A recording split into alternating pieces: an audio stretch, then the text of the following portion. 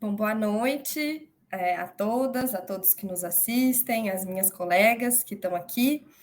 Nessa atividade da Unpox, hoje a gente celebra o Dia Internacional das Mulheres e Meninas na Ciência, com uma conversa com 4 colegas que são também cientistas sociais e pesquisadoras da área, que estão nesse momento difícil de transição de carreira, enquanto a gente sai da pós-graduação e entra no mercado de trabalho, seja na carreira acadêmica ou em outras carreiras que possam aparecer para a gente. Então, a ideia desse encontro de hoje é aproveitar esse marco do Dia Internacional das Mulheres e Meninas na Ciência para pensar um pouquinho sobre as perspectivas do nosso trabalho enquanto mulheres, enquanto cientistas, pesquisadoras, cientistas sociais, e tentar entender um pouco quais que são as realidades, as perspectivas, as angústias, os sofrimentos.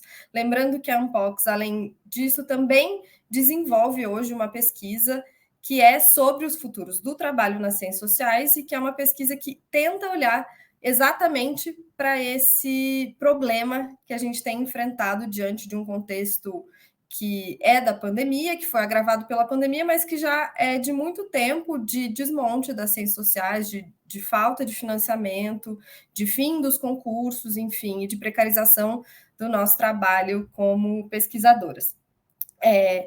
Eu vou chamar, então, para começar a nossa conversa, a Júlia Abdala, que é socióloga, é doutora pela Unicamp e teve a sua tese premiada com uma menção honrosa no Prêmio CAPES de Tese. Júlia. Bom, boa noite, gente. Eu queria começar cumprimentando todas as presentes, né? Thaís, Márcia, Helena, Gabriela, Breila, e agradecendo esse convite para conversar com vocês nesse Dia das Mulheres e Meninas na Ciência, que acabou me dando essa oportunidade de pensar um pouco o que tem sido esse período para mim, né? Seguindo essa proposta da mesa de que a gente faça uma reflexão a partir das nossas próprias experiências, né? Então, eu queria começar dizendo que a gente sabe, né, da presença feminina nas universidades, que é majoritária até e nada nova, mas a gente sabe também, né, da concentração em algumas áreas, do afunilamento das mulheres à medida em que a gente passa para os cargos mais altos e para as posições de prestígio, e das dificuldades específicas que uma série de carreiras, né, trazem para as mulheres.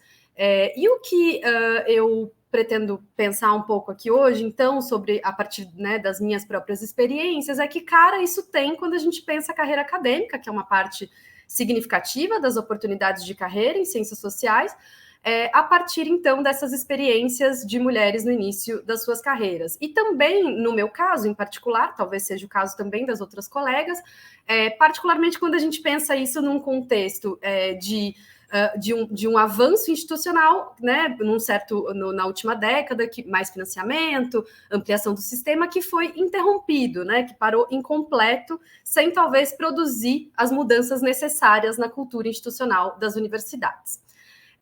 Bom, e eu queria começar, então, dizendo que eu tive uma formação privilegiada em vários sentidos, né, numa universidade que, em grande medida, tinha recursos excepcionais em relação ao nosso contexto mais geral.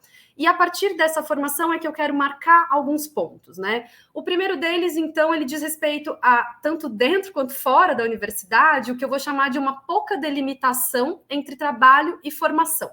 Talvez essa tenha sido uma característica da minha própria formação, de algumas pessoas com quem eu convivi nesse percurso, porque eu trabalhei boa parte da minha graduação e também uma parte da minha pós, porque fiz praticamente toda a minha formação no mesmo lugar, e isso dá algumas características específicas para esse percurso, né?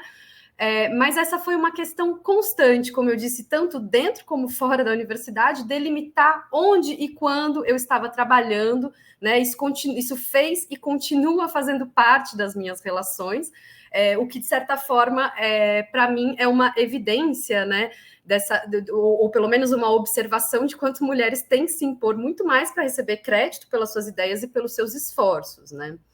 Um segundo ponto que eu queria levantar também, relacionado a esse primeiro, e aí nesse caso, sobretudo dentro mesmo da universidade, que foi um grande desafio para mim, foi uma certa falta de integração com o ambiente universitário, especificamente no ssentido em que a gente não é tratado como um trabalhador, né, como uma trabalhadora, quer dizer, como a gente ocupa esse lugar de alguém que dedicando pelo menos aí quase 10 anos da sua formação da sua vida profissional, pensando só na pós-graduação, né? E ainda assim não é de fato parte daquele espaço, não tem muitas vezes direito a um espaço de trabalho suficiente, a participar das decisões referentes a esse espaço e cuja remuneração, né, a bolsa, não garante acesso, quando existe, não garante acesso a uma série de outros direitos do trabalho, né? Então, sobretudo, aposentadoria, mas também reajuste do salário com a inflação e férias. Quer dizer, a gente pode tirar, né? Fica ao nosso cargo.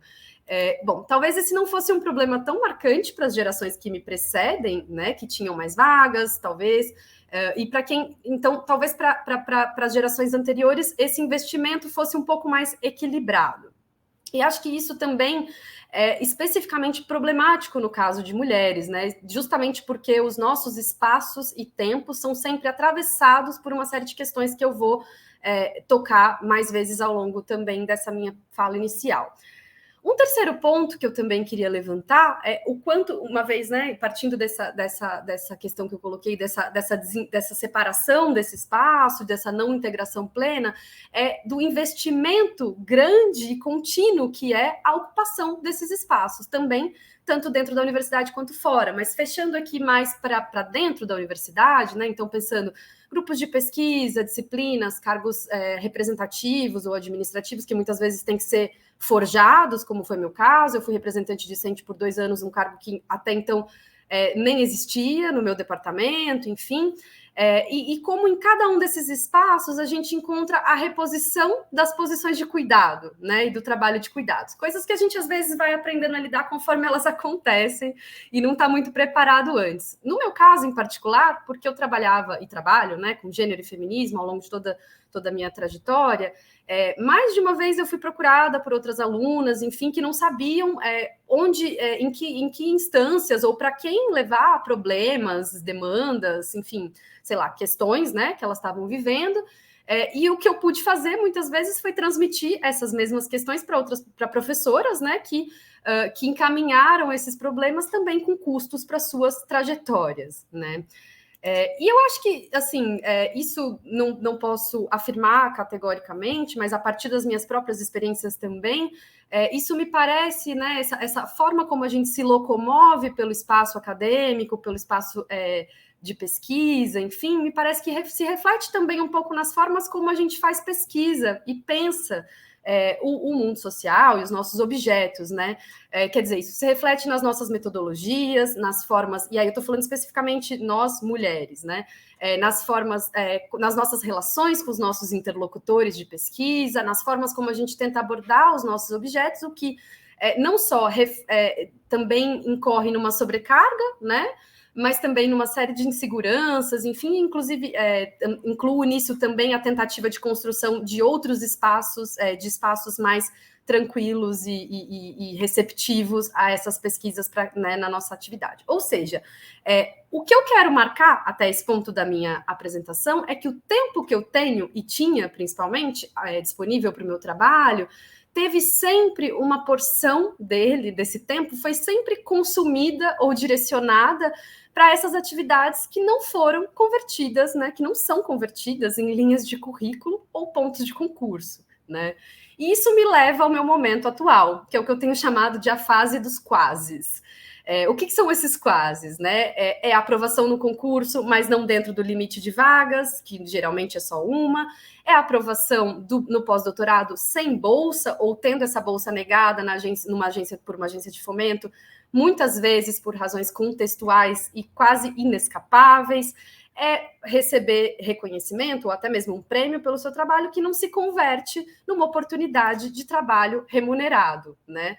E nesse contexto, uma crítica super importante, né, ao produtivismo acadêmico acaba valendo só para quem já tem emprego, né? Porque para a gente não necessariamente isso opera.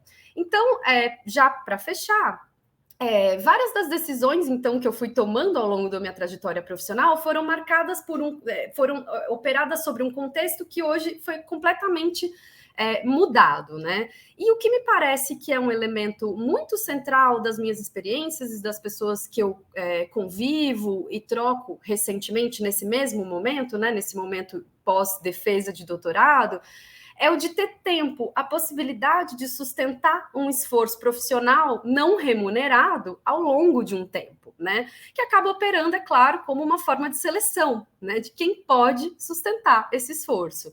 Evidentemente, isso também é composto aí, colorido pela pandemia, né? Seja nas nossas vivências no ambiente doméstico, que acaba crescendo, né, nesse momento, e acaba quase englobando a totalidade da nossa vida em alguns pontos, né, da quarentena e do isolamento, enfim, e que nos deixa menos espaço ainda para reflexão e para esse trabalho, e também, concomitantemente, no crescimento do trabalho de cuidados, que se já perpassava todas as esferas da vida, agora está ainda muito maior, né, nesse sentido. Você, desde convencer o tio a usar máscara e a avó a não sair de casa, até os processos burocráticos, afetivos e materiais que estão sempre envolvidos, né, em enterrar os nossos mortos e cuidar dos nossos doentes e feridos. Então, realmente, para fechar agora, esse eu acho que para mim é o ponto mais importante desse meu momento, né? Que se o que, de certa forma, é requerido para construir uma carreira nas ciências sociais a partir desse lugar de início que eu tô, né? Se o que é requerido para isso nesse momento é poder sustentar um determinado esforço, ou seja, um trabalho não remunerado ao longo do tempo, ou seja, nesse contexto de ausência de financiamento, de bolsas, enfim, de limite de vagas e tudo mais, para nós, mulheres, esse esforço se dá sobre e em um tempo e um espaço sempre atravessado por uma série de outras tarefas e constituído de suas formas próprias. E aí, com isso, eu paro, né? E para que a gente siga a discussão. Obrigada, gente. Pela sua fala. Muito obrigada, Júlia, pela sua fala. E a gente agora vai ouvir a Helena. A Helena é professora de antropologia na Universidade de Rice e ganhou em 2021 o prêmio de melhor tese no concurso Unpox de tese e dissertações. Com você, Helena. Obrigada, Gabriela. Obrigada a todo mundo. Assim, é um prazer enorme fazer parte dessa discussão, assim, e realmente eu vou dar uma continuidade, eu acho, essa fala que a Júlia começou, porque eu estou agora, desde agosto do ano passado, eu estou aqui na Rice University, numa vaga que surgiu super por acaso, eu fiquei sabendo, e aí me candidatei a uma vaga de 2 anos, então uma vaga temporária, essa questão, né, dos trabalhos que surgem como se fosse de professor substituto, e então a gente tá aqui, mas também já tá pensando, tá, mas o que tu vai fazer daqui a 2 anos, onde tu vai, né, como é que tu vai se colocar, enfim, e diante de todo esse contexto, assim, né, e essa chamada para pensar sobre mulheres e meninas na ciência, e em particular nas ciências sociais, nesse período, até, né, a título de curiosidade, quando eu li o título da palestra, assim, de, uma conversa sobre o futuro da carreira, eu pensei, gente, como é que eu vou falar do futuro estando em meio a essa corrida maluca que se tornou essa para quem acabou de defender um doutorado, um mestrado, enfim, né? Então, eu também queria contextualizar, eu acho que de forma semelhante como a Júlia, eu entrei no mestrado, eu me lembro, em 2014, eu tive uma trajetória anterior, antropologia no direito, eu entrei no mestrado em 2014, naquela época de muito financiamento, muitas oportunidades. Eu fiz todo o meu mestrado e todo o meu doutorado com bolsa na URGS, na Universidade Federal do Rio Grande do Sul. Eu tive a oportunidade de fazer o doutorado sanduíche em Nova York, com financiamento da CAPES ainda, né? Então, assim, que foi uma das possibilidades que também me proporcionou estar aqui agora, por exemplo, na Rice, né? Então, assim, todo um contexto de financiamento público e de incentivo público à ciência que a gente viu minguando ao longo dos anos, e que daí tornaram essa nossa chegada aqui na reta final, e para as minhas colegas que seguem, né, e que terminaram um pouquinho antes, ou que seguem aí no doutorado, é um período de muita angústia por essa mudança completa de cenário ao curso, ao longo desse tempo, e muitas incertezas, né. A minha pesquisa toda, desde o mestrado, é voltada para práticas de cuidado e deficiência. Então, assim, toda a minha trajetória acadêmica, eu acho que a gente, né, no modo como a gente faz, a pesquisa fica impossível separar essas esferas, assim, e E quando chamada para falar aqui, eu pensei muito em falar sobre essa dimensão do cuidado na academia e o que isso implica para nós, mulheres que estamos ali, assim, né. E já me posicionando, me situando um pouco nessa discussão, eu acho também que é importante falar, por exemplo, que eu sou uma mulher que não tenho filhos, eu sou uma mulher que eu sou casada com uma outra mulher, e que teve as condições necessárias para também de conseguir uma vaga em 1 mês, 2 meses, largar, né, vir para um outro país, que também é uma situação que a gente sabe que não é, não é regra geral, né. Isso eu acho que é muito importante a gente pontuar isso, assim, o que isso significa, o que tem significado para as mulheres nesse período de pandemia, assim. Então, para além de falar de todo o para não, né, porque o trabalho do cuidado a gente poderia falar aqui, ficar horas e horas falando, eu pensei muito, assim, sobre o que a gente poderia falar, nesses pequenos, grandes, vou chamar aqui de trabalhos do cuidado dentro da academia, assim, né, que é a desvalorização de certos trabalhos, e aí vai ser uma fala um pouco semelhante à da Júlia, mas assim, que são trabalhos que são voltados ou pensados a partir dessa noção de que nós somos sim essa coletividade e que somos feitos a funcionar nesse ritmo produtivo e acreditar, ou enfim, dessa individualidade fabricada dentro da academia e nas ciências sociais, talvez, assim, de um modo mais contundente, esse mito do, né, do gênio que vai lá e escreve sozinho, e pensa e faz e publica 1 milhão de artigos, assim, e como a academia segue reproduzindo, talvez, de maneiras, às vezes, nem sempre perceptíveis, essas desigualdades de gênero, então talvez muito perceptíveis para quem está dentro, assim, né. E aí eu acho que um ponto principal é essa ideia do, tá, mas o que pontua em currículo, quem é que está conseguindo priorizar ou ter essa abordagem mais sistemática, talvez, assim, ou mais, né, de: "Ah, eu vou fazer isso, que isso aqui pontua mais, eu vou me dedicar agora a escrever artigos, porque", né, e quem está lá trabalhando para construir grupos de pesquisa, ou trabalhando, por exemplo, na organização dos eventos, que é uma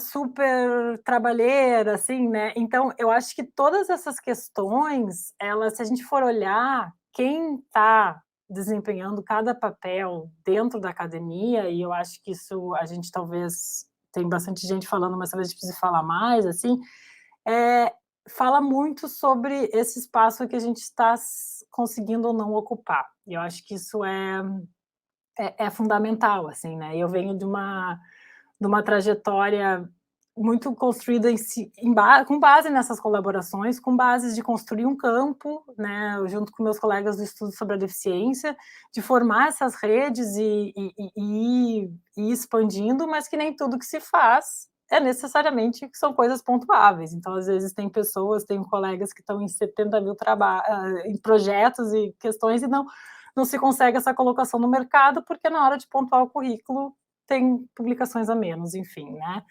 E daí também uma outra questão que eu acho que é importante falar é esse trabalho emocional, né, de suporte, assim, que às vezes a questão né, de dar aula ou de, enquanto estudante, tá nesses espaços de troca com alunos, mas agora também nessa experiência de estar dando aula, é a quem compete esse trabalho emocional, desse suporte, de ser a pessoa para quem os alunos, ou como a Júlia colocou, os colegas mais, né, anteriores, vão vir para buscar dicas, para buscar suporte, para relatar casos que muitas vezes não são fáceis, são casos que exigem da gente muito envolvimento, toda uma energia, e que faz parte do nosso, pelo menos de como eu vejo, né, da minha prática, como uma pesquisadora que pesquisa cuidado, que pesquisa deficiência, que se isso não faz parte da minha prática acadêmica, então a minha prática acadêmica vira uma fraude, as coisas que eu escrevo com as coisas que eu faço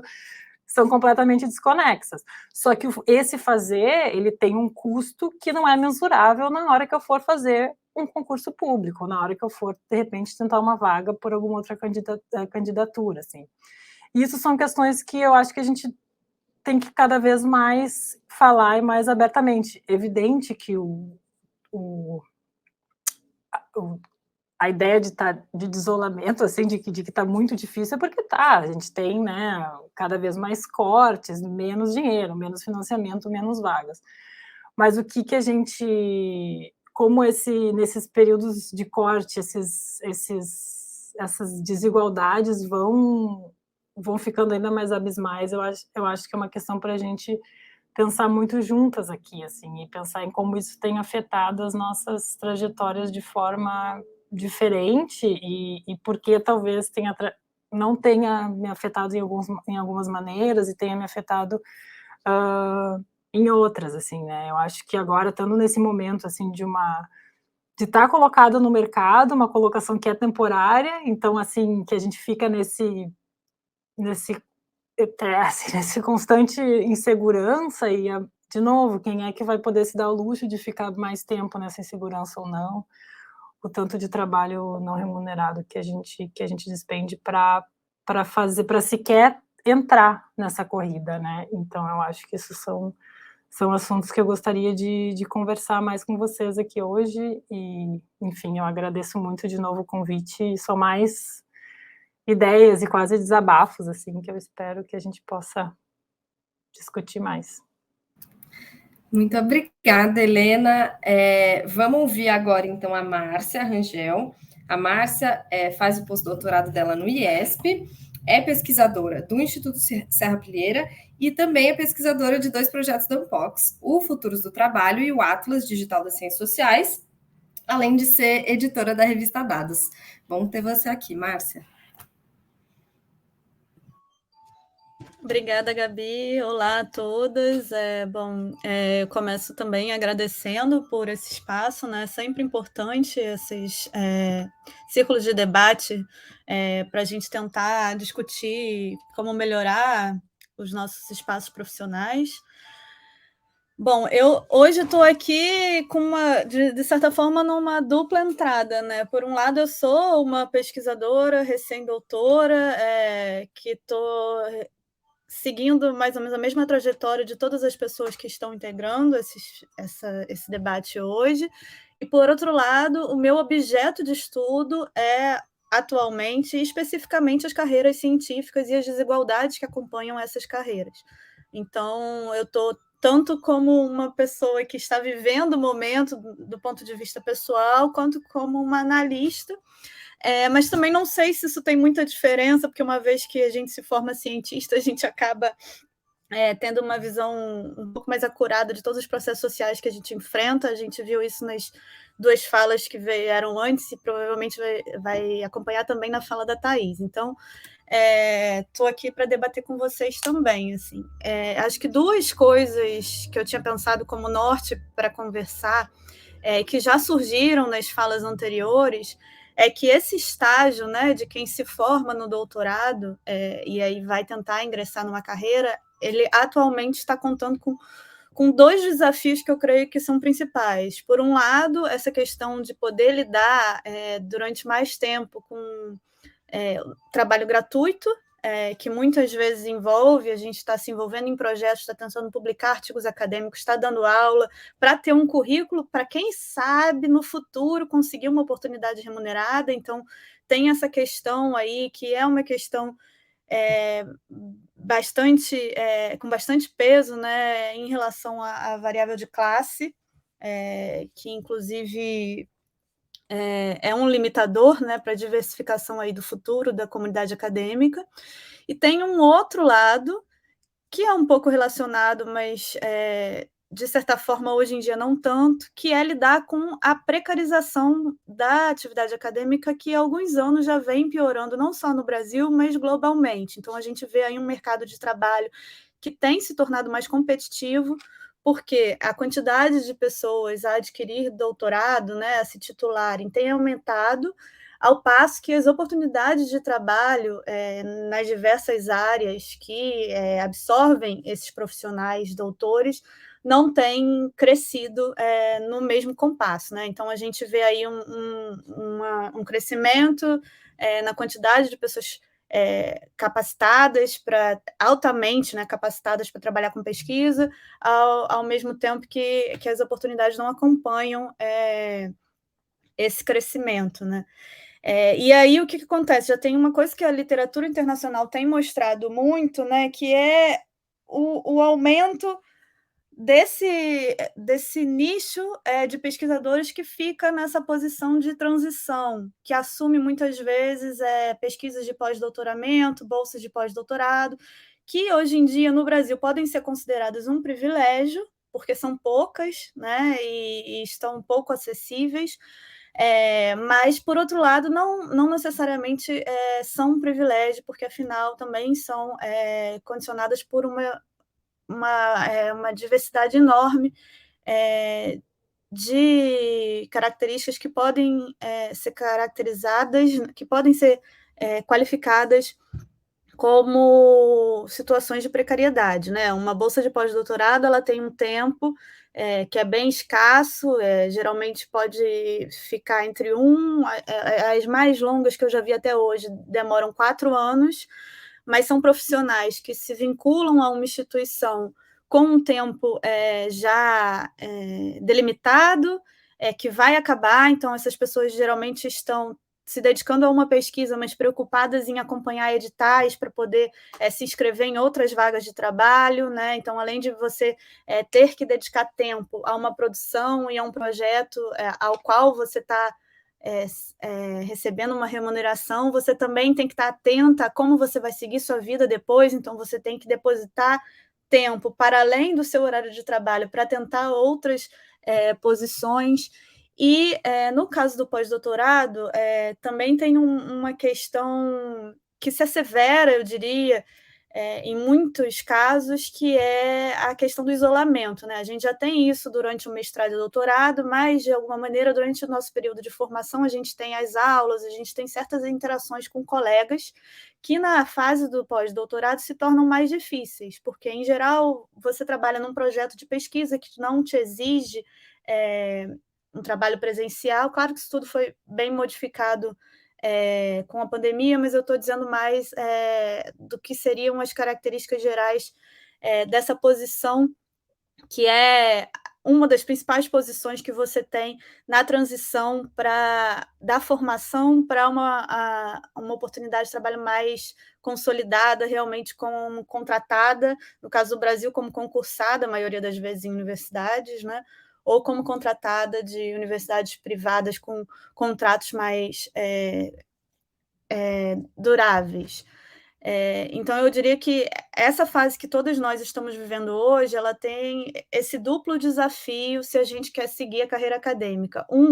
É tentar encontrar oportunidades de trabalho, investir, continuar investindo na carreira, às vezes sem ter nenhuma remuneração para isso, porque se a gente para de produzir, a gente simplesmente também acaba deixando de estar em redes de trabalho, acaba deixando de registrar questões do nosso currículo que vão ser importantes para, no futuro, a gente conseguir oportunidades remuneradas, e o fato de que as oportunidades que estão disponíveis hoje para a nossa geração tem muito a ver com a precarização. E aí eu sei que é um pouco pesado falar que uma posição de pós-doutorado é uma posição precarizada, porque, de alguma maneira, é uma bolsa, né, com um valor que está bem acima da média de renda no Brasil, mas para quem se dedicou tantos anos a investir em uma carreira científica, comparativamente ao que existia no mundo, comparativamente ao que a gente acredita que é o ideal de investimento na ciência, acaba sendo, sim,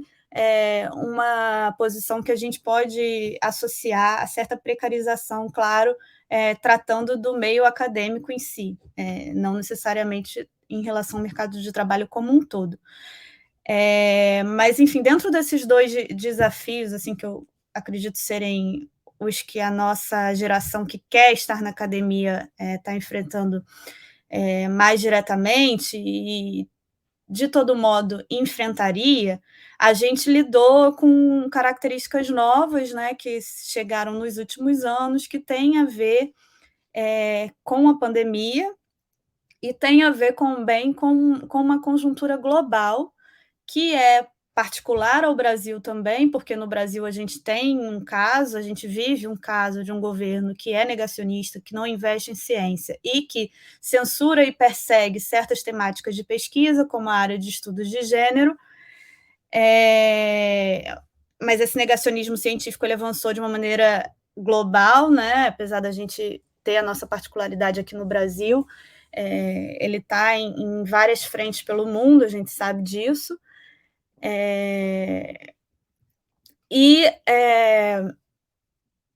Essas duas questões conjunturais, né, vão interagir para que outras dificuldades não imagináveis surgissem, né, interagiram para que novas dificuldades surgissem para nós que já tínhamos algumas complicações dadas mesmo para adentrar no mercado de trabalho. E aí, como a Gabriela falou no começo, a Unpox tem desenvolvido algumas pesquisas para tentar mapear de que maneira tanto a pandemia quanto a situação política que o nosso país vive e que a conjuntura, né, global nos impõe, tem como consequências diretas para a comunidade científica como um todo, mais especificamente para nós, que somos o futuro da comunidade científica. E nesses estudos, as principais coisas que a gente salienta, né, que tem se mostrado nos resultados, e aí esses resultados não se restringem às pesquisas que a gente tem feito a Unpox, mas a todas as pesquisas nas ciências sociais que têm tentado dimensionar um pouco da conjuntura do nosso trabalho, que variáveis como raça e gênero e gerações impactam diretamente nas possibilidades mesmo de dar sequência a uma carreira científica. E a partir desse aprofundamento de como essas variáveis impactam a nossa vida, a vida dos jovens, né, doutores que estão tentando inserção profissional, a gente está tentando propor medidas para que, de alguma maneira, isso possa ser melhorado, né? Que as associações tenham um papel ativo para melhorar a conjuntura negativa que a gente tem vivido. E aí, se por um lado esses estudos têm feito esse esforço de mapeamento para propor soluções plausíveis, a gente também tem visto aí na academia surgirem resultados que são um pouco contraditórios para as tradições que estudam desigualdades. E aí eu vou dar um exemplo para vocês que eu vi recentemente e que tem bastante a ver com a questão que a Júlia estava falando sobre dedicação de tempo, né? A questão da divisão desigual do tempo na academia e dentro da casa é um dos temas mais clássicos, né, das feministas, dos estudos de gênero sobre o mercado de trabalho. As mulheres sofrem com uma sobrecarga muito forte, seja dentro ou fora de casa, com demandas de cuidado. E aí, recentemente, eu vi um estudo que declarava que a pandemia teve alguns efeitos positivos em relação às desigualdades de gênero, porque ela diminuiu a disparidade de presença de mulheres em congressos científicos, ou seja, as mulheres, como estão trabalhando, né, como estão no trabalho remoto em casa, conseguiram com mais frequência estar presente em congressos internacionais que ficaram virtuais. E isso é uma questão positiva por diminuir a disparidade de gênero nesses lugares de criação de redes. E aí eu fiquei bem curiosa, porque na descrição do trabalho isso era colocado como uma questão positiva e não era trazido o fato de que, na verdade, isso é um dado ambivalente, né? Porque o que adianta se você atenua um pouco as desigualdades dentro da academia, com as mulheres habitando mais alguns espaços, mas você faz isso mantendo as mulheres dentro da casa? Ou seja, mais do que ser uma evidência de progresso, né, isso demonstra que um dos empecilhos para as mulheres avançarem na academia é justamente elas não terem uma condição de igualdade de sair do lar e participar desses eventos que são tão importantes para a gente criar redes. E, inclusive, a falta de possibilidade dos primeiros anos de pandemia desses congressos acontecerem é também destacada, apareceu também nas pesquisas que a gente tem feito, tudo como um dos quesitos negativos para as jovens gerações conseguirem criar redes para poder conquistar oportunidades profissionais também, porque essa interação virtual, ela é um pouco mais limitada, ainda que tenha também suas vantagens, mas ela é um pouco mais limitada do que você estar presencialmente num congresso, né? E outro fator que, com frequência, e aí eu falo mais como um relato que é pessoal, mas também juntando um pouco com essa bagagem de ler muito sobre desigualdade na ciência, um dos fenômenos que tem acontecido por conta da situação que a gente vive no Brasil, de precarização, de falta de investimentos na ciência, alguns acadêmicos falarem assim, como em outras fases do Brasil e de outros países, né, quando se ocorre corte de investimentos na ciência, vai acontecer fuga de cérebros. Eu já li isso algumas vezes, já li acadêmicos falando, não tem mais esperança para o Brasil, se vocês querem trabalhar com ciência, vão para fora. E eu sempre que vejo esse tipo de frase, né, eu olho para a minha situação e olho para a situação dos meus colegas. Assim, a gente se formou numa instituição que é uma instituição boa, bem avaliada na CAPES, enfim, que está dentro do que seriam os padrões internacionais de internacionalização, né, no Brasil. Parte considerável dos meus amigos conseguiu fazer um sanduíche fora, acho que também é a situação de todas as colegas que estão aqui comigo hoje. Mas mesmo assim, quando você vê as chamadas internacionais, você tem uma listagem de critérios que você tem que obedecer para você tentar certas oportunidades, né, para você ter alguma chance. E uma das demandas frequentes que existe nessas chamadas é publicação em periódicos de grande impacto internacional, o que muitas vezes significa publicar em inglês. Enfim, vasta experiência em entidades internacionais. Mas, assim, acho que só o exemplo da publicação já vale como um ponto, né? Quem pode publicar internacionalmente se formando uma pós-graduação no Brasil? A gente, no Brasil, ainda tem um problema prévio, que é a má formação em cursos de idiomas. Então, você vai para pós-graduação, se você é fluente, isso significa que você já tem uma posição de classe anterior que permitiu que você pagasse cursos de inglês durante a sua juventude, ou você deu sorte, de alguma maneira, ter outro acesso a um curso de idioma. E mesmo quando você tem um privilégio de classe, de ter feito cursos de idioma durante a vida, é muito difícil que você chegue na pós-graduação e, além de lidar com todas as demandas naturais da pós-graduação, com terminar uma tese, enfim, de repente, com preparar documentos para conseguir um intercâmbio internacional, você já consiga ter publicações também fora. Uma coisa que, para pessoas que se formam já em países de língua inglesa, não é tão difícil. Então, toda vez que eu observo também o que parte da nossa comunidade acadêmica tem apontado como solução para nós que somos jovens, que é migrar do Brasil, eu fico pensando o que eles esperam, assim, que a gente se desespere também, porque tudo bem, a gente pode querer ficar no Brasil e ficar triste de ter que migrar por não ter oportunidade aqui, mas quem tem o direito de migrar? Será que a gente pode migrar? Será que a formação no Brasil prepara a gente para que a gente tenha um currículo que esteja em condição de concorrer com estudantes de outros países, de outras nacionalidades, né? E aí, dentro disso, também tem uma modificação que é bastante considerável, eu acho, no cenário internacional das ciências sociais, que é a diversificação em torno das habilidades que se espera de um cientista social. Então, hoje em dia, nessas chamadas de vaga, você vê muito também, além dessa questão de ter publicado e tudo, exigências de você saber lidar com softwares, né, saber lidar com programação, coisas que na academia brasileira começaram a entrar no currículo mais recentemente. Eu diria até que acompanhou um pouco o cenário internacional de algumas pós-graduações, mas ainda é um ensino que está chegando, né?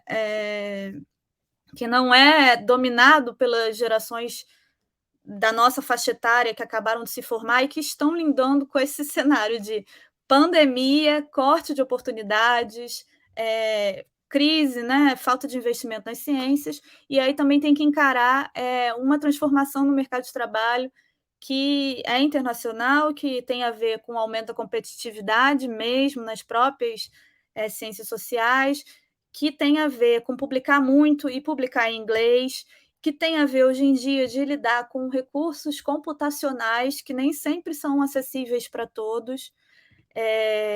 Então, eu acho assim que são diversas dificuldades que estão interconectadas e que tendem, claro, a serem ainda piores quando a gente leva em conta gênero, raça, região de procedência, né? Uma coisa que a gente tem tentado também botar bastante como peso nos levantamentos que a gente tem feito. Acabou que hoje, no debate que a gente está aqui, a gente se restringiu um pouco regionalmente, mas, enfim, a ideia é que os debates estejam sempre se expandindo e para que cada uma consiga trazer coisas novas. Mas, enfim, são diversos os desafios.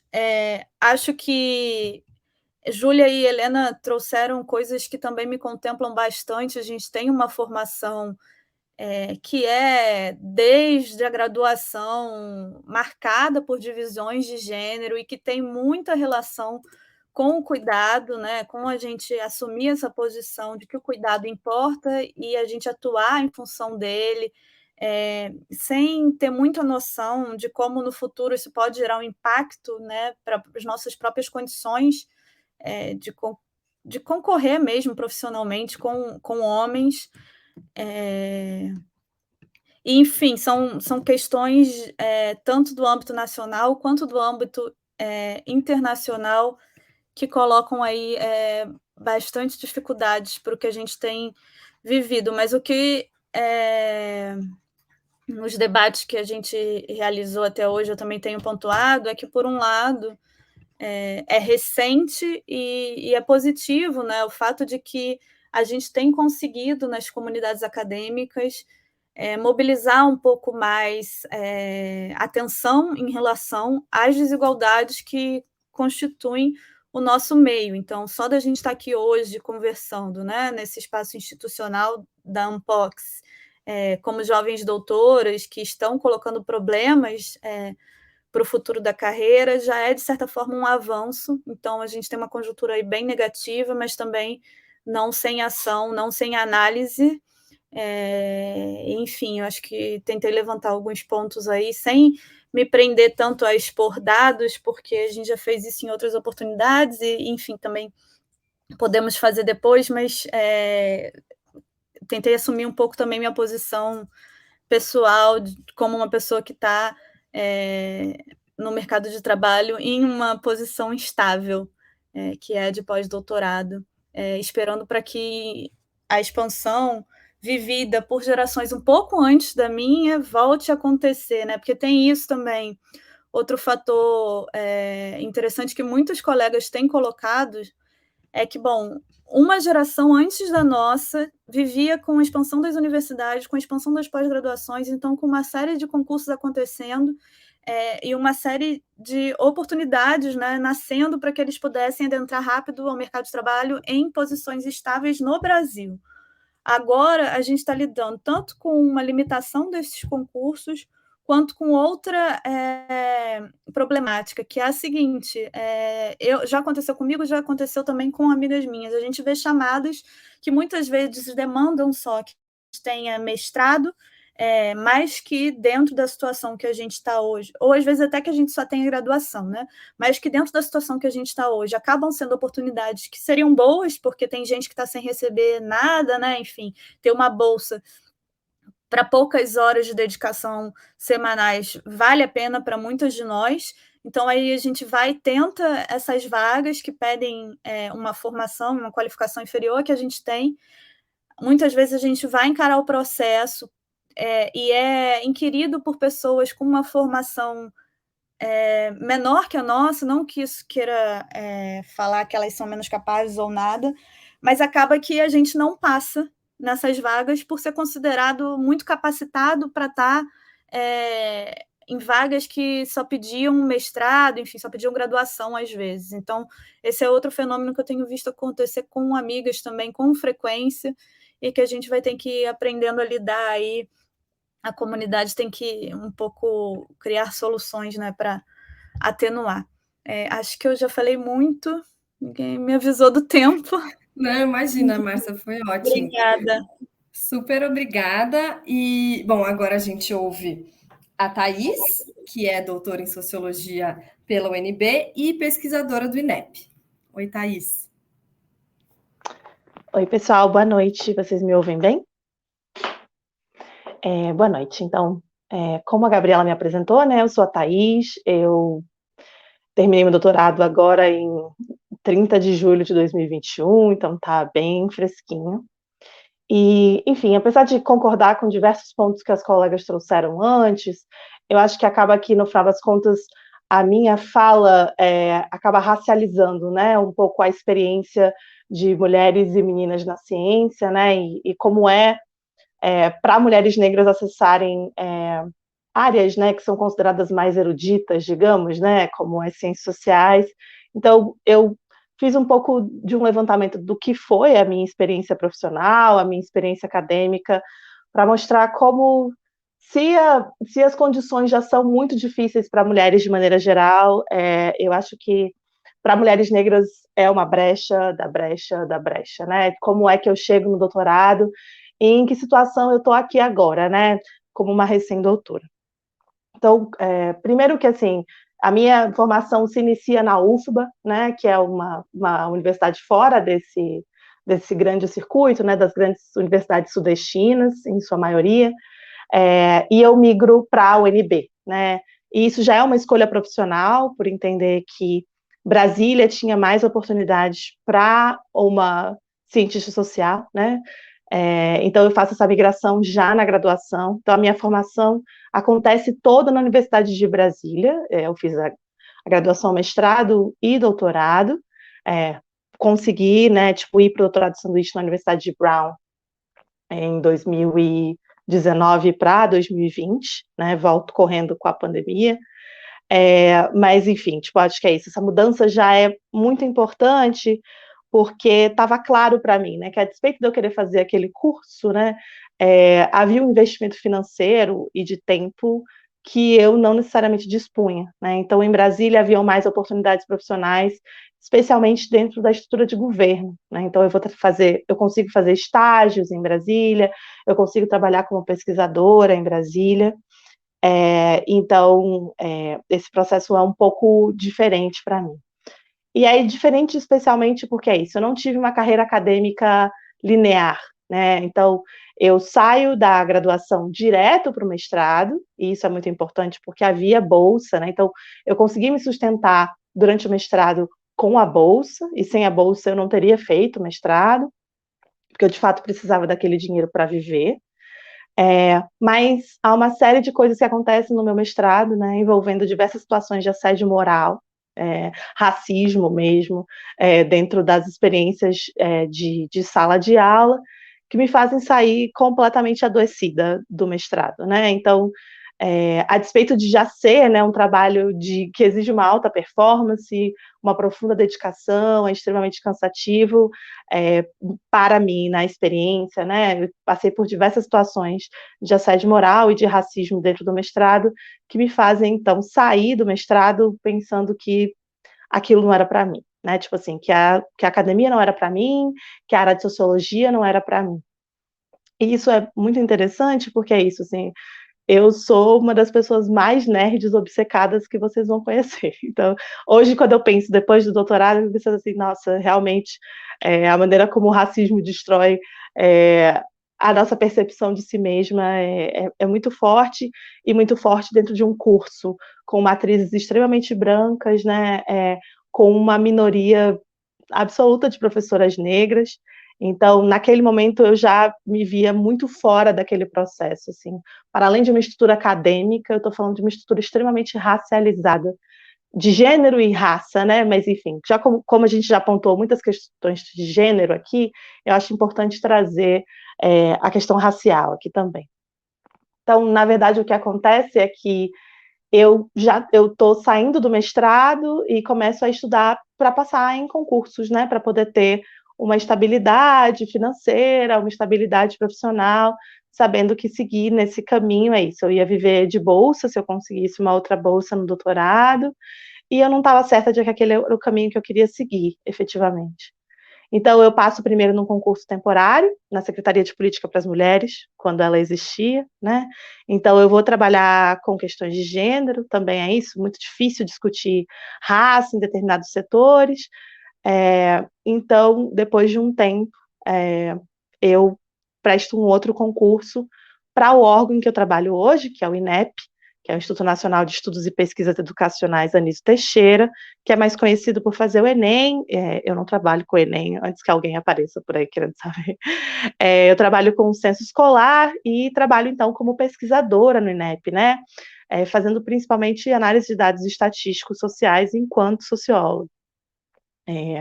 Então, eu passo, basicamente, quando eu digo que eu não tenho uma carreira linear, né, eu passo basicamente 5 anos fora, entre mestrado e doutorado.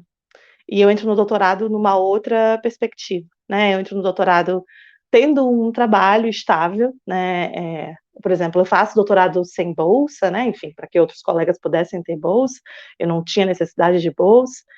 E então eu entro no doutorado com uma outra cabeça, assim, fortalecida por ambientes de coletivos negros dentro da universidade. Isso é importante de falar, né? Que a gente falou tanto sobre como a gente faz atividades que não são pontuáveis, né? Então, por exemplo, eu sou muito fruto, né? O meu retorno para dentro da universidade é muito fruto do trabalho de coletivos negros, de promover grupos de leitura, né? De promover apoio a ações afirmativas e tudo. Então, é nesse contexto que eu percebo que, na verdade, para além de tudo, né? Esse é um campo que me dá prazer, né? Estudar é uma coisa que me dá sentido, né? A gente isso, claro, uma mesa sobre trajetórias profissionais, mas eu acho que é importante para mim falar que essa é uma trajetória que me dá sentido. Estudar o que eu estudo me dá muito prazer, a despeito das condições muito difíceis de fazer isso, né? Então, eu digo muito assim, né? Tipo assim, se você é uma mulher negra nerd, esse também é um espaço para você, a despeito da gente ter que brigar muito para estar nele, né? Então, eu sabia, né, quando entrei no doutorado, que a universidade estava num processo de aprofundamento do sucateamento mesmo, né? No mestrado eu tinha vivido uma outra época, né? Tipo, foi uma época que todos os meus colegas que precisavam de bolsa tiveram bolsa. No doutorado eu já entro, tipo, com uma tentativa de divisão das bolsas muito difícil, né? Eu entro num programa, o programa da UNB de Sociologia, a gente tem ações afirmativas, o que não é uma realidade, né? Enfim, a universidade continua resistindo à implementação de ações afirmativas na pós, nos concursos. Então, na verdade, eu já consegui entrar num determinado contexto um pouco mais otimista. Eu tinha outros colegas negros, o meu orientador é um homem negro, então acabou que isso foi uma experiência muito diferente para mim. Então, eu fiz meu doutorado, como eu falei para vocês, é isso, de uma posição um pouco diferente, né? Eu trabalhava 8 horas um pedaço, depois eu consegui um afastamento para terminar esse doutorado, inclusive para poder fazer o doutorado sanduíche fora. Tive bolsa da CAPES para fazer o doutorado sanduíche fora, que é isso, né? Eu estudei num departamento de ponta, né? No departamento nota 7. Então, havia o CapSprint disponível, havia uma quantidade de bolsas que, enfim, era possível que a gente acessasse, mas também entendendo que é isso, né? Tipo assim, era o funil do funil do funil. Eu era uma mulher negra no doutorado, num programa de ponta, e que teve acesso a um curso de inglês para poder fazer esse período no Departamento de Estudos da Diáspora Africana, na Brown, né?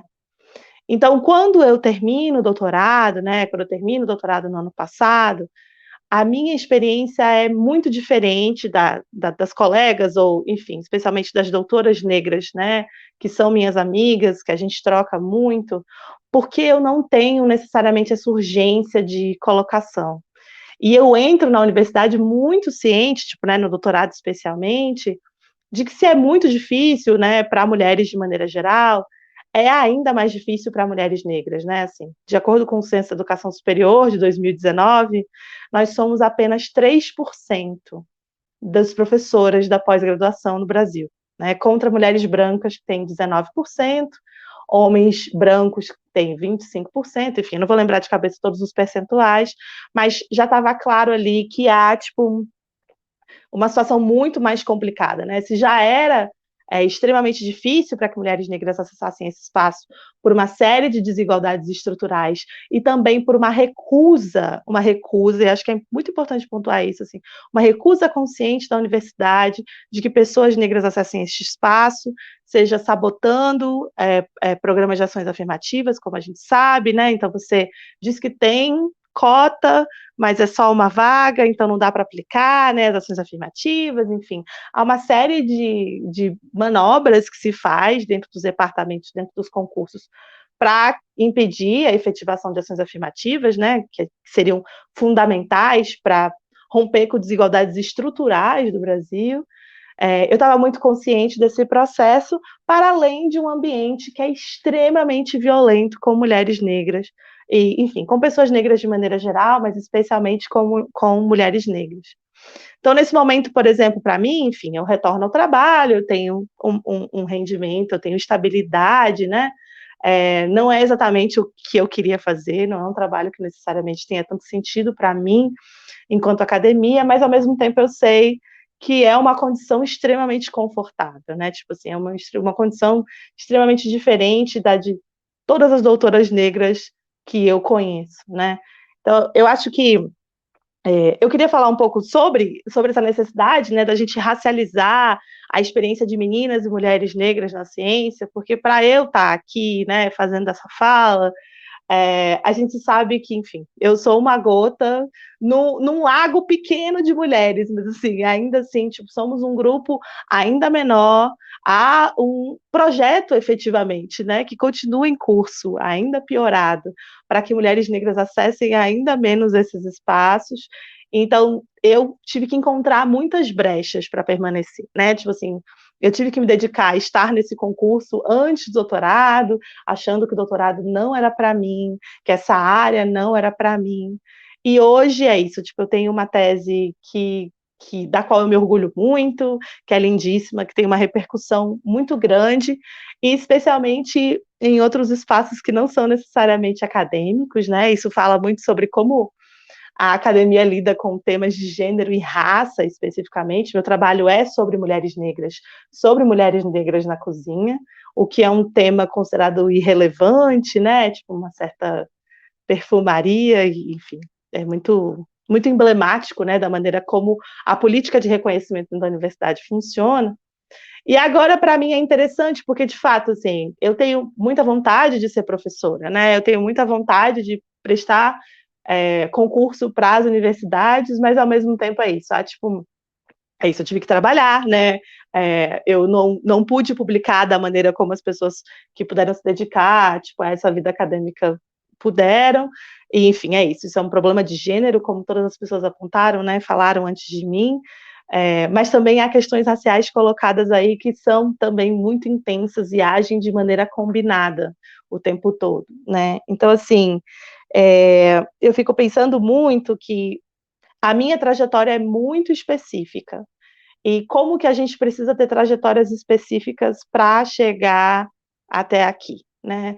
Eu não sei efetivamente se, de fato, por exemplo, os coletivos de ciências sociais, né, tão interessados em observar, por exemplo, como essas desigualdades raciais são tão estruturantes, né, e assumir para dentro, né, para si, para dentro das instituições que se colocam, a necessidade de inclusão de pessoas negras, de pessoas indígenas, né, dentro dessa estrutura. Eu acho que continua sendo um campo muito racializado, né, um campo extremamente branco. Então, eu acho que a gente acaba ficando meio que nas margens, nas beiradas, alguns de nós conseguem atravessar, mas, de fato, é uma estrutura que não favorece, não quer, e eventualmente, tipo isso, estabelece como projeto barrar a entrada ainda, né? Então, se era assim antes, agora a gente tem uma situação ainda mais agravada, porque tem uma política de escassez imensa, né? Então, não está entrando efetivamente ninguém. Mas, enfim, era mais ou menos nessa direção que eu queria falar um pouco da minha experiência nesse caminho, porque acho que acaba que é um pouco diferente e traz algumas camadas a mais para essa discussão sobre a importância de mulheres e meninas negras nas ciências sociais também. Obrigada. Muito obrigada, Thaís. Eu queria aproveitar e agradecer a todas vocês pela conversa e talvez, para a gente terminar, propor uma questão que me chamou a atenção na fala de vocês, que tem a ver com o tempo. Eu acho que esse foi um tema que apareceu em todas as falas, né? Enfim, a nossa relação enquanto mulheres pesquisadoras, mulheres cientistas, meninas cientistas e a nossa relação com o tempo. Então, seja o tempo que a gente precisa dedicar ao trabalho gratuito durante a nossa formação e depois da nossa formação, né, nessas oportunidades de trabalho que não remuneram, mas eventualmente colocam a gente em posições mais privilegiadas, o tempo do cuidado, né, o tempo do trabalho do cuidado, que não é só o cuidado com a gente, com a nossa família, que é naturalmente porque a gente vive onde vive, colocado nas nossas costas, mas também que é um trabalho nosso dentro das universidades, né? Então, o acesso, os alunos acessam mais as professoras mulheres, eles demandam mais das professoras mulheres de maneira geral, elas estão em posições como comissões de direitos humanos, comissões de graduação, enfim. O tempo que a gente precisa dedicar muitas vezes que tem a ver com a precarização, né? Então, como a gente está vivendo uma realidade de trabalho muito precarizada e com vagas temporárias, muitas vezes a gente tem que trabalhar nas nossas vagas eventuais, temporárias, e ainda assim dedicar tempo a outras coisas que vão botar a gente em outros lugares, e todo mundo aqui sabe que prestar um concurso não é nada fácil, que se candidatar a uma vaga de pesquisador no Instituto de Pesquisa não é nada fácil, toma muito tempo, toma muita dedicação, e um pouco como a Thaís estava falando também, o tempo para acessar os próprios recursos que estão colocados na academia, né? A gente precisa, às vezes, e eu acho que aí sim a gente tem uma desigualdade que ainda é pouco, talvez, discutida, mas a gente precisa de muito tempo para acessar esses recursos, tempo para se dedicar a ter uma boa colocação nos processos seletivos e conseguir uma bolsa, que não é igualmente distribuído, tempo para se preparar para um doutorado sanduíche, seja estudando num curso de língua, seja preparando a documentação, correndo atrás dessas bolsas, fazendo 1000 projetos, enfim, e que vão impondo limites para o nosso avanço na carreira, mas também vão fazendo com que, eu tenho a impressão que isso vai fazendo com que a gente tenha muita dificuldade de desarticular trabalho e pesquisa, né? Enfim, a nossa pesquisa acaba que muitas vezes é a última coisa que se faz nesses processos todos e nessa carreira toda que começa muito cedo, né? A gente está fazendo sempre outras coisas junto com a pesquisa. E se essa é uma realidade da academia, que eu acho que é compartilhada, ela é muito mais grave para mulheres enfim, ouvindo a Thaís falando, acho que mais grave ainda para mulheres negras que têm que dedicar muito mais o seu tempo fora, né, daquilo que seria o tempo de trabalho, o tempo de fazer a pesquisa e de fazer aquilo que a gente se propôs a fazer enquanto vocação, né? Que é fazer a pesquisa, que é ser professoras ou ser, né, enfim, eventualmente. Então, eu queria um pouco ouvir de vocês, até porque essa é uma questão muito delicada e que é muito presente na minha vida de doutoranda, na reta final agora, que é como lidar com esse aspecto do tempo, tentando entender como lidar com trabalho, com pesquisa e com formação e com todos esses aspectos que são aspectos do nosso trabalho, como acadêmicas na carreira, mas que muitas vezes ficam escondidos por trás dessa ideia de que a pesquisa é feita por pessoas vocacionadas, que são muito inteligentes e que têm o tempo todo para fazer isso e que só fazem isso e que vivem fazendo isso, tendo grandes ideias o tempo todo, sabe? E que, no fim das contas, o nosso trabalho ele é muito menos glamuroso e muito menos intelectual nesse sentido do que parece.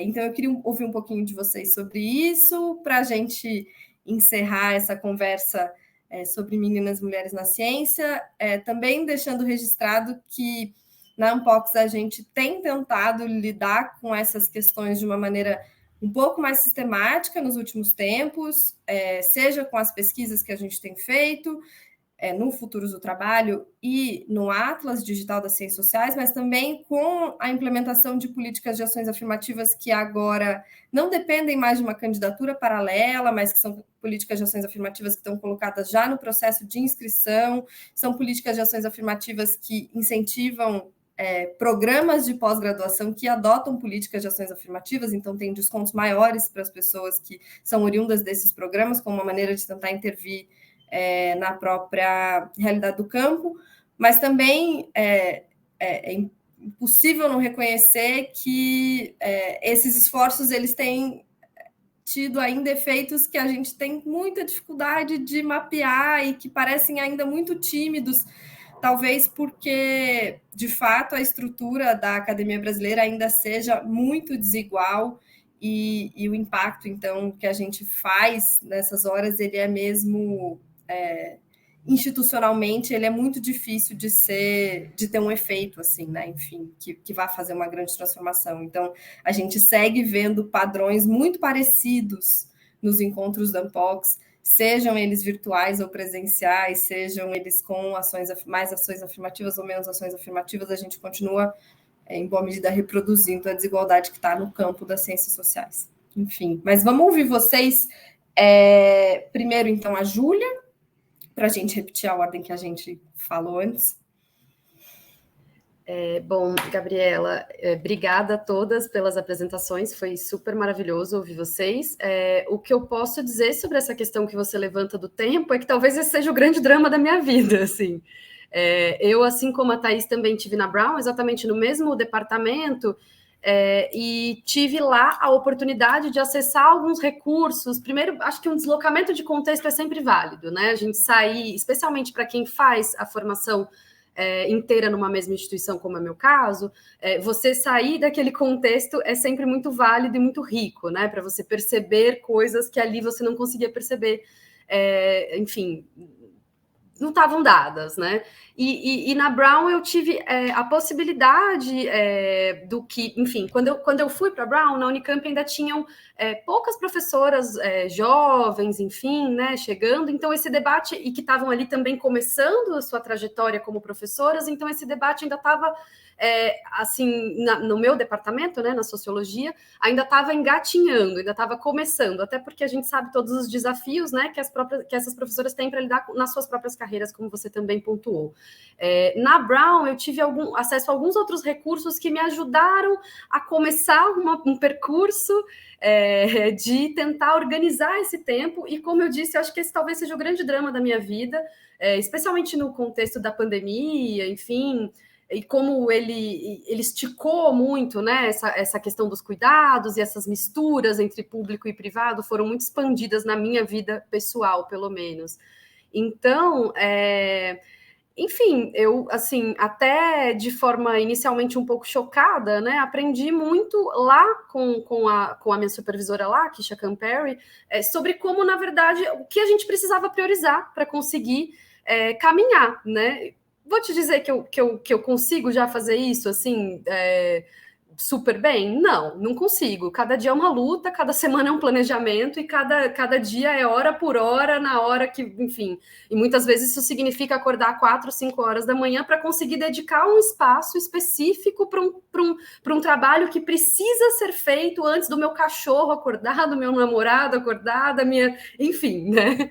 E todo o contexto que eu tenho aqui, enfim. Onde quer que eu esteja, seja aqui, seja, enfim, né, na casa da minha família, o que quer que seja.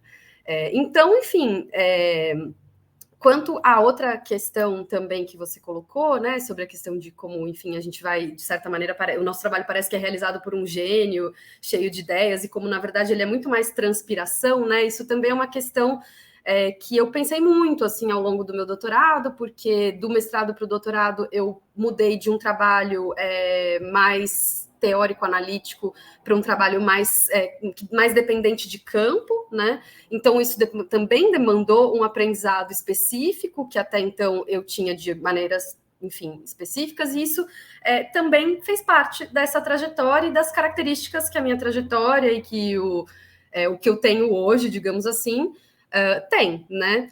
Então, enfim, acho que a questão do trabalho coletivo é super importante, embora, ao mesmo tempo, eu também sempre fique um pouco desconfiada disso, porque, como eu disse, o que, de certa forma, eu testemunho, né, enfim, e vivencio, é que, como a Helena mencionou, esse é um trabalho majoritariamente feminino, né, de montar esses espaços, de tentar desenvolver esses espaços, e muitas vezes acho que a gente tem muito a caminhar sobre práticas mais éticas até, né? Porque me pergunto muito o quanto, por exemplo, uma ideia que é compartilhada num grupo de pesquisa tem dono, né? E o quanto eu assisto essas ideias muitas vezes não terem donos em situações muito específicas, né? Como as que a gente está discutindo aqui. Algumas têm, outras não, né? Então, assim... Então, enfim, não sei se respondo ao seu questionamento, mas o que eu posso dizer, assim, sobretudo sobre a questão do tempo na minha vida, é que é isso. Ele é o meu principal drama todos os dias. E é isso, gente. Agradeço pela conversa. Obrigada, Júlia. Eu acho que não tem uma grande resposta que a gente consiga dar, né? Esse é um trabalho, de fato. Pensar sobre isso, lidar com isso. Helena? Então, podia ser toda, que foi muito inspirador mesmo, ouvir vocês todas falando, assim, porque enquanto vocês iam falando, já pensei em outras coisas, mas eu fico pensando assim, a minha tese foi muito sobre o tempo, assim, né, e nessa ideia de um tempo do cuidado e o tempo aleijado, que como os pesquisadores da deficiência têm chamado no Brasil, que é essas temporalidades excedentes que esse tempo produtivo não está dando conta. E eu acho que a academia é um espaço em que isso fica muito evidente, assim, né? Que por exemplo, corpos deficientes, corpos negros, corpos femininos, eles não são permitidos ocupar esses espaços. E a dimensão temporal dessa barreira, ela tá posta todo dia, assim, né? Eu acho que como a gente vai falar sobre isso, eu acho que é muito importante, assim. Eu acho até, assim, pensando junto com vocês, está falando agora desse lugar que eu estou aqui, né, de estar, assim, de ter conseguido essa vaga, enfim, da pessoa que se imigrou, e pensar o que tudo isso implica, né, os pesquisadores da deficiência, eles têm a teoria das colheres, que não sei se vocês são familiarizados, os ativistas e os pesquisadores da deficiência aqui, que é que todos nós temos certas colheres de energia que a gente vai usando ao longo do dia, e algumas pessoas são demandadas a usar muito mais essas colheres. Então, se a gente continuar demandando que as mesmas pessoas fiquem dando as suas colheres, e eu peço aqui desculpa se eu expliquei mal se a gente ficar sempre exigindo que as mesmas pessoas estejam usando essas colheres para fazer esses tipos de trabalho, o que isso está implicando nos espaços que a gente está sendo permitido ocupar, assim, né? E falando aqui de um lugar que realmente é repleto de privilégios, de uma pessoa que está, né, enfim, fez essa migração, ainda que para um trabalho que é temporário, então, mas que também tem toda uma dimensão de classe, de raça, de não ser, né, de deficiência, de falar inglês e todas essas questões, assim. Eu acho que então essa discussão, eu acho que ela é primordial, assim, para como a gente vai encarar o futuro e tornar a academia um espaço idealmente menos desigual, assim, né? Eu acho que é uma discussão que, como a Thaís e a Júlia e a Márcia também pontuaram, passa por gênero, classe, raça, deficiência, geração. Eu acho que isso são todas questões que estão batendo aí a porta, e que bom que a gente consiga discutir mais e mais, assim, nesses próximos anos, porque... E também, assim, para dar um tom de esperança também, porque eu adorei quando a Thaís falou, porque eu acho que é isso, assim, porque se a gente está aqui também ainda lutando por esse espaço, é porque a gente também está repleta de redes e conexões de pessoas que estão pensando isso, e que estão fazendo isso, e que estão dedicando suas colheres a esses projetos, né? Então, que isso também, que a gente consiga potencializar isso, enfim, talvez para como um chamado, não sei. Obrigada, Helena. Márcia? Meu cachorro acabou de invadir aqui, não sei se vocês viram. Gente, então, eu acho assim que a pergunta da Gabriela foi ótima e Só botar ele no chão. Perdão. A pergunta da Gabriela foi ótima e, de fato, é um ponto-chave, né, para a gente pensar não só as dinâmicas de gênero, mas também as dinâmicas de raça. E eu acho que é um ponto-chave também para a gente falar em negacionismo, em um certo tipo de negacionismo científico dentro da nossa própria comunidade. Por quê? A gente lida com estar em vários espaços, quando a gente traz questões de gênero ou questões de raça, que a gente é acusada de vitimismo, que a gente é acusada de identitarismo, né? Hoje em dia, principalmente no Twitter, nas redes sociais, que as discussões são mais virulentas, isso rolou com mais ênfase, né? Tem todo esse debate de que nós estamos defendendo uma pauta específica, buscando um privilégio específico pelo nosso gênero, ou que não é meu caso, mas a cor das pessoas negras, enfim. E eu acho que já está na hora da gente falar com mais veemência que há um negacionismo científico interno à nossa própria comunidade e a todas as comunidades científicas em não entender que o tempo é uma questão chave e que está evidente em todas as pesquisas que são feitas, não só por nós, mas, sei lá, no IBGE, entendeu? Que produz dados há anos sobre isso. Então, é uma questão evidente. As mulheres estão cuidando da casa, as mulheres estão cuidando das pessoas, enquanto os homens estão se desenvolvendo mais intelectualmente. E aí a gente vai lidar com seleções de trabalho, com concursos públicos. Acho que Thaís é a única que é aprovada no concurso público, então ela passou por essa tensão que não sei muito bem como foi sua eleição, mas assim, qualquer seleção de concurso público é horrível, eu acho, né? Mas principalmente também para docentes, que são vários dias de estudo e tal, e assim, é uma seleção que é voltada para corpos de homens brancos. E a gente vê isso nos dados, é escancarado. Então, a Gabriela perguntou sobre o tempo, que é uma questão que atravessou o discurso de todos nós aqui de diferentes formas. Acho que, enfim, Thaís ponderou outras coisas que também são importantes. E aí eu queria mostrar para vocês rapidinho, acho que dá para compartilhar a tela aqui, para situar a gente no que eu estou dando como exemplo. Assim, a gente fez um survey no começo da pandemia, que a Unbox agora vai replicar, e aí os gráficos de divisão do tempo são, para mim, os que vão ser sempre assim nessas dinâmicas de desigualdade, né, de divisão do trabalho, os que mais deixam evidente o que a gente fala, né? E aí tem alguns exemplos em sequência, né? Esse primeiro gráfico que vocês estão vendo é sobre o uso do tempo em tarefas domésticas. E aí a linha que está distoante ali é a dos homens brancos, né? Eles gastam pouquíssimo tempo em tarefas domésticas. Aí vocês veem que as mulheres brancas estão um pouco em destaque aqui. E aí o que a gente viu nesse survey, que talvez seja um pouco... Não, na verdade, não é nem particular, é comum, né? Em pesquisas de uso do tempo, às vezes ocorre essa convergência que oscila entre pessoas negras no geral e entre mulheres negras, ou entre mulheres brancas e homens negros, que às vezes convergem, mulheres brancas e homens negros. Quem está sempre mais sobrecarregado, de fato, são as mulheres negras.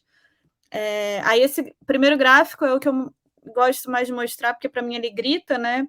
Mas aí a gente vê outros aqui. Em tarefas de cuidado, você vê as mulheres não brancas destacadas em até 2 horas e o restante mais diluído, né? Gastando um pouco menos, ou não dedicando tempo a isso. E aí tem também a divisão do tempo para o trabalho acadêmico. Quem tem mais possibilidade também em destaque são as pessoas brancas, mas, sobretudo, os homens brancos. Então, assim, só foi uma tentativa de trazer um pouco de evidências, mas acho que nossa pesquisa não é a única a mostrar isso, a gente está cheio de evidências aí, o tempo é uma questão-chave, as seleções que são feitas hoje em dia não são feitas voltadas como deveriam, especificamente nas ciências sociais, porque as ciências sociais querem tanto entender os problemas sociais, as desigualdades, enfim, mas as seleções não são feitas para que mulheres, e principalmente para que mulheres negras adentrem nos meios intelectuais, né? Elas são...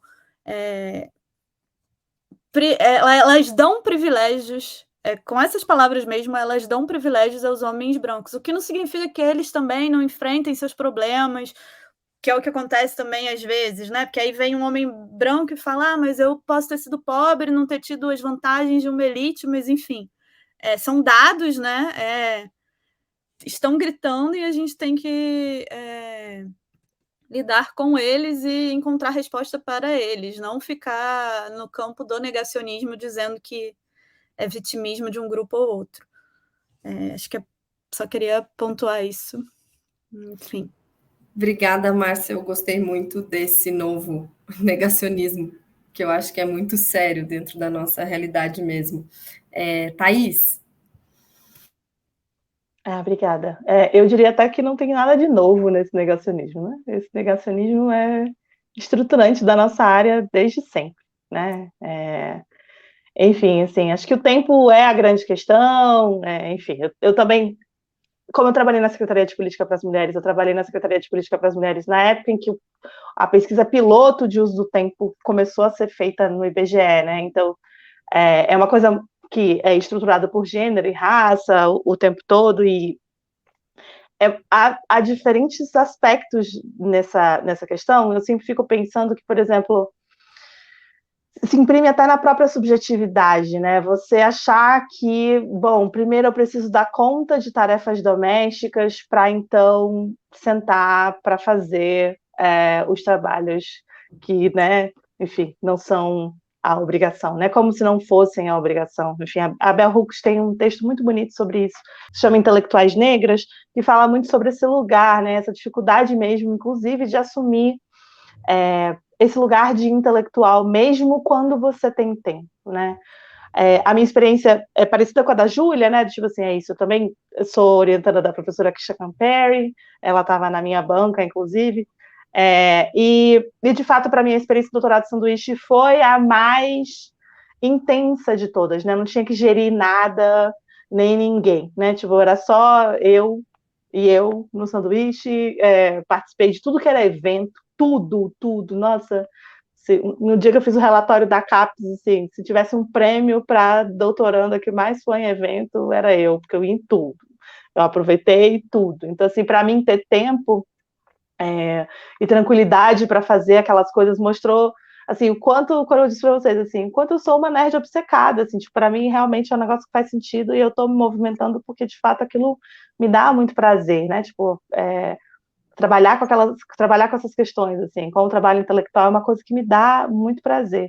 Mas, de fato, é isso, assim, para além dessa entrada, como eu falei para vocês, assim, uma série de violências ao longo do mestrado e na própria graduação, de não me ver, inclusive, nesse lugar, eu acho que isso acaba gerando, tipo, uma carga ainda maior de uma divisão de trabalho que já é desigual, né? Então, eu acho que tem também um processo de construção da gente entender que determinadas coisas são as prioridades, né? Tipo assim, não, beleza, a louça pode esperar, né? Tipo, existe uma dimensão que é muito surreal de como isso se naturaliza mesmo dentro da nossa cabeça, né? Tipo, que, enfim, é isso, é por isso que funciona muito bem.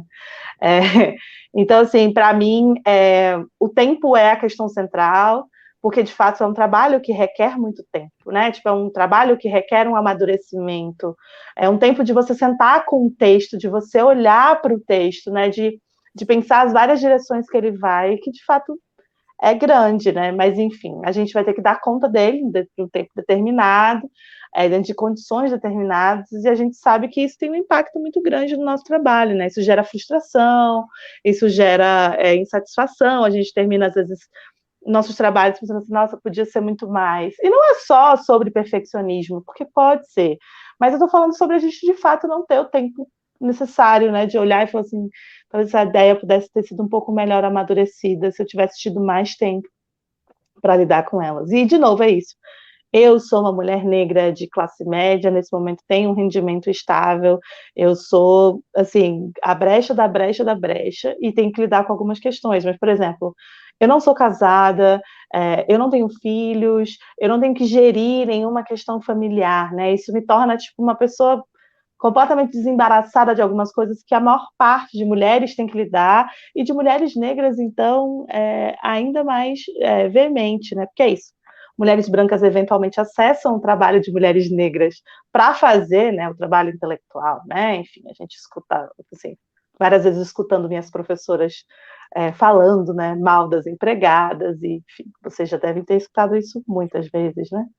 Então, é isso, assim, é o que eu digo, assim, sou uma experiência muito específica e dá para pensar, assim, tipo, o que de fato precisa para uma mulher negra chegar onde eu cheguei, né? Tipo assim, como que eu tô aqui, de repente, nessa conversa da Unpox, falando da minha tese recém-defendida, e aqui, tipo, arrumadinha depois do expediente, né? Teve isso, né? Essa conversa teve que ser à noite por causa de mim, né? Então, assim, tem uma limitação profissional que está colocada aí. Eu tenho um trabalho que acontece durante o dia e a conversa teve que ser à noite. Mas é isso, né? Tipo assim, posso fazer isso com uma certa tranquilidade. E essa não é a realidade sei lá, 99% das mulheres negras que estão na universidade. Então, o tempo é a estrutura, né? É o que mantém, tipo, uma das grandes questões que mantém a desigualdade, de fato. Muito obrigada, Thaís. Eu vou agradecer muito vocês, mulheres, por essa conversa num dia que chama atenção para o nosso papel, para o nosso lugar, né? O Dia Internacional das Meninas e Mulheres na Ciência, um lugar que ainda não é de mulheres e meninas, menos ainda de mulheres e meninas negras. Então, que a gente possa continuar nessa conversa, enfim, seja aqui, e, enfim, durante os encontros da Unpox, mas também nos nossos trabalhos, enfim, e nos esforços que a gente pode fazer local e institucionalmente para que essa realidade se transforme um pouquinho, pelo menos. E, bom, que a gente tenha muita sorte e muito tempo nos próximos meses aí, enfim, para dar conta de tudo que está pintando. Muito obrigada.